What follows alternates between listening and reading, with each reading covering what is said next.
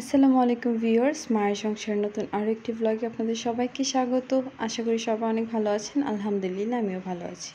পৃথিবীতে সুখ বলতে কিছুই হয় না, সুখ জিনিসটা আসলে মনের ভেতর।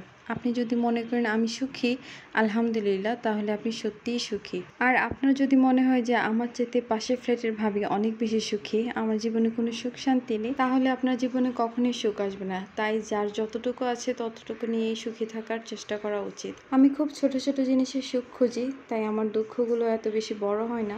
এই যে দেখুন, আমার গোলাপ গাছে প্রথমবারের মতো গোলাপ ফুটেছে, এর জন্য আমার মনে হচ্ছিল যে ওই মুহূর্তটায় আমার চাইতে সুখী আর কেউ নেই। আলহামদুলিল্লাহ। আর সত্যি বলতে সুখের জন্য যত হাহাকার করবেন, দুঃখগুলো তত বাড়বে। তাই সুখের জন্য এক মুহূর্ত রিগ্রেট না করে জীবনের ছোট ছোট মুহূর্তগুলোকে উপভোগ করুন। ইনশাল্লাহ আপনার চাইতে সুখী আর কেউ হবে না। সেদিন ছিল বৃষ্টিময় একটা দিন, আর তার উপর আমার গাছের প্রথম গোলাপ ফুটেছে।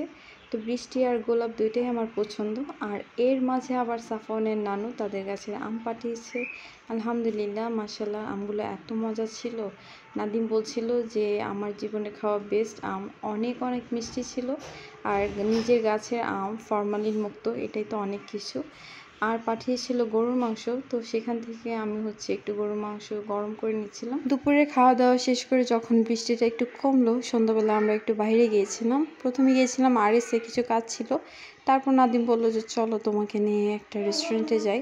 তো আমি বললো কোথায় যাব, তখন ও বললো যে অটোগ্রাফে যাব। শনি আখড়া বা তার আশেপাশে যারা আছে তারা কম বেশি সবাই এই রেস্টুরেন্টটা চিনে। আর সত্যি কথা বলতে এখানে লাইভ সং হয়, যে জন্য এই রেস্টুরেন্টটা খুবই ফেমাস। আর ওদের ইন্টেরিয়ার ডিজাইনিংটা অনেক সুন্দর, সিম্পলের মাঝে অনেক অনেক বেশি ক্লাসি একটা ডিজাইন।